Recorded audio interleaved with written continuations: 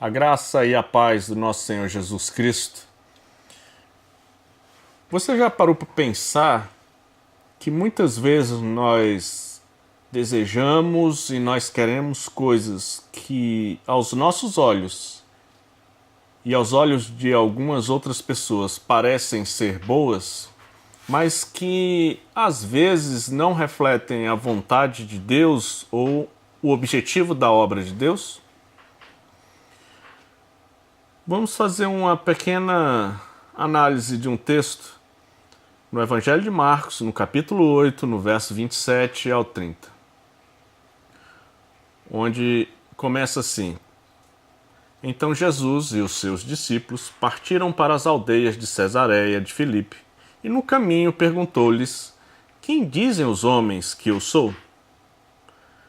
No verso 28, e responderam João Batista, outros Elias, mais outros, alguns dos profetas. E em Mateus 16, inclui-se nesta mesma resposta, que é um trecho semelhante, Jeremias. Mas vamos lá, no verso 29. Então lhes perguntou, mas vós quem dizeis que eu sou? Respondeu Pedro e disse, tu és o Cristo. Em Mateus 16, a resposta é um pouco mais longa, onde diz, tu és o Cristo, o Filho do Deus vivo. Verso 30, então advertiu-os Jesus para que ninguém dissesse tal coisa a seu respeito. Verso 31, então começou-lhes a ensinar-lhes que era necessário que o Filho do Homem sofresse muitas coisas, fosse rejeitado pelos anciãos, pelos principais sacerdotes e pelos escribas, e fosse morto, e depois de 3 dias ressuscitasse. E isso lhe expunha claramente, mas Pedro, chamando-o à parte, começou a reprová-lo. Jesus, porém, verso 33, Jesus, porém, voltou-se e fitando os seus discípulos, ou seja, olhando os seus discípulos, repreendeu a Pedro e disse, arreda Satanás, porque não cogitas das coisas de Deus, e sim das dos homens. Em Mateus 16, 23, Jesus ainda endurece e diz, tu és para mim pedra de tropeço. Se nós formos analisar aqui o discurso, Pedro age como muitos de nós. Ele tem um discurso de crente, ele tem um discurso de alguém que reconhece Jesus, ele tem um discurso certo, ele tem um discurso bom. Quem sou eu? Tu és o Cristo. Tu és o Cristo. Tu és o ungido, tu és aquele mandado por Deus, tu és o Filho do Deus vivo. Ora, o discurso de Pedro é um discurso de crente. O discurso dele está correto. É um discurso bonito. E Pedro ainda mais, Pedro gostava de Jesus. Pedro gostava de estar com Jesus. Ele gostava de andar, ele gostava daquele clima ali, propiciado pelo Senhor. Ora, ele via milagre, ele via transformação, ele via o Senhor expulsando demônio, ele via o Senhor fazendo multiplicação de comida, alimentando os pobres, viúvas. Ora, ele estava ali naquele ambiente de obra de Deus. Ele estava num ambiente que era muito agradável. E ele tinha o discurso certo.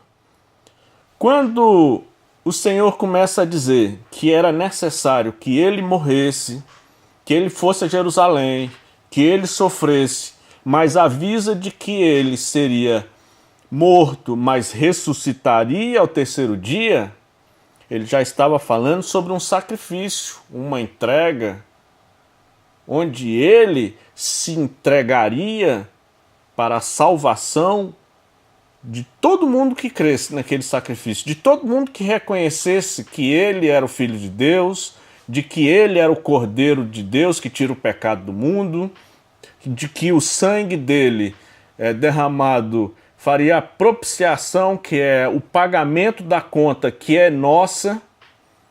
Ele morreria em nosso lugar. Mas aí Pedro, diante desse sacrifício, diante disso que ia acontecer com o Senhor, Pedro, que gostava de estar com Jesus, de forma humana, aquilo ali era uma manifestação plenamente humana, ele pensou talvez em si próprio, no que ele gostava, ele pensou naquilo que eu gosto de estar com o Senhor não vá. E naquele momento é que Jesus depois o repreende e disse: arreda Satanás. Perceba que nenhum comentário que eu li diz que Pedro naquele momento estava endemoniado. Ele talvez sobre a influência de Satanás tivesse usado o sentimento humano de Pedro, de amor ao Senhor, de querer ficar com o Senhor, um pensamento meramente humano, pensando em si mesmo, usou aquele sentimento e Pedro diz: Senhor, não vá. E aí Jesus o repreende. Quer dizer, você já parou para pensar se a obra de Deus fosse guiada pelo sentimento humano? Se a nossa vontade humana, pecadora, limitada, problemática, mesquinha, ditasse o ritmo da obra de Deus, não teria sido feito o sacrifício. Jesus não teria ido a Jerusalém, ele não teria morrido, e eu e você estaríamos mortos em nossos pecados, porque o salário do pecado é a morte. Por isso que Jesus o repreende. Como é que nós sabemos que Pedro gostava de Jesus? Você vai ver no início do capítulo 9 de Marcos, em que Pedro, Tiago e João são levados ao monte pelo Senhor Jesus. Acontece a transfiguração. Ali está Moisés, Elias. Ele propõe: Senhor, vamos levantar 3 tendas aqui, porque é bom estarmos aqui. Você vai achar um outro trecho em Lucas, no qual o Senhor diz: Senhor, eu estou preparado tanto para a prisão quanto para a morte. E nós sabemos que depois o próprio Senhor Jesus diz: Pedro, tu vai me negar 3 vezes. Então, Pedro agia muito pelo calor da emoção. Ele usava aquele coraçãozão dele, humano, e às vezes falava. O Senhor fazia repreensão, corrigia Pedro. Mas Pedro representa muito bem o que somos eu e você. Limitados. Nós amamos o Senhor, nós temos um bom discurso, nós falamos o correto, as pessoas acham bonito o que nós falamos. O problema está se nós estamos tendo as atitudes corretas. O problema está quando nós não submetemos a nossa vontade à palavra de Deus ou à obra de Deus.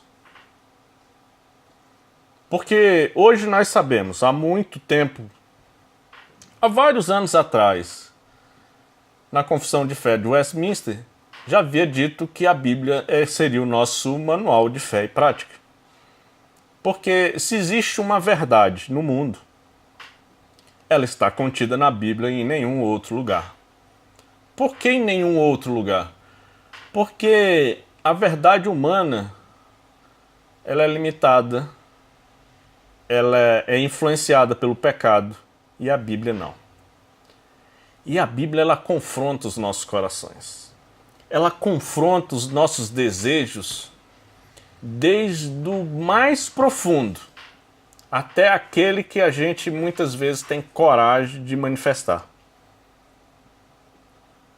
E é importante nós entendermos que nós, que cremos no sacrifício de Cristo, como único e eficaz, de que a conta do nosso pecado foi paga pelo Senhor Jesus, de que aquele corpo entregue não foi em vão, de que aquele sangue derramado pagou a conta que era nossa. Gente, um inocente morreu no nosso lugar. Um homem inocente, sem pecado, morreu no nosso lugar. E para que a morte dele sirva de crédito para pagamento dos nossos pecados, é tão somente crer nesse sacrifício. Não tem dificuldade. A dificuldade está em largar o pecado, em se submeter à Bíblia. Porque toda vez que é para fazer a obra de Deus, o homem arruma uma desculpa. Porque a comodidade, o pecado, a preguiça, ou seja lá o que ative e atrapalha o homem de seguir ao Senhor, porque cada pessoa tem um pecado a tratar no coração, todo mundo, é um problema não se submeter à palavra. Muitas pessoas, quando são confrontadas com a palavra de Deus, elas fogem. Elas trocam de igreja, elas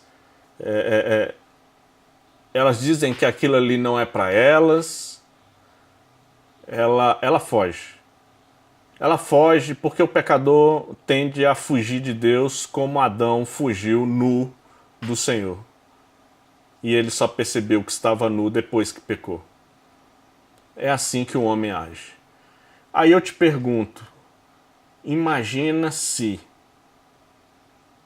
a obra de Deus tivesse sido tocada de acordo com as vontades humanas, se Jesus... Você já parou para pensar se o Senhor tivesse levado a sério a afirmação de Pedro? Eu e você estaríamos mortos eternamente. Existe uma lembrança que está em Hebreus, no capítulo 9, no verso 16. Aliás, leiam Hebreus de 8 a 9, que é muito bom. É muito esclarecedor. Hebreus 9, verso 16, está escrito: porque onde há um testamento, é necessário que intervenha a morte de um testador. E por que essa afirmação é verdadeira? Porque nós herdamos uma salvação que vem de Jesus. Para que nós possamos usufruir desta salvação, basta que a gente reconheça de que Ele morreu por nós e de que Ele é o Filho de Deus. Então eu te convido a se submeter à palavra de Deus, a pegar os nossos desejos e colocarmos debaixo da palavra de Deus e da verdade de Deus. Quando aquilo que a gente quiser fazer, aquilo que a gente desejar, estiver de acordo com aquilo que Deus mostra nas Escrituras, aí sim, aí tem tudo para dar certo. E que Deus abençoe a sua vida, que Deus abençoe o restante do seu dia. Amém?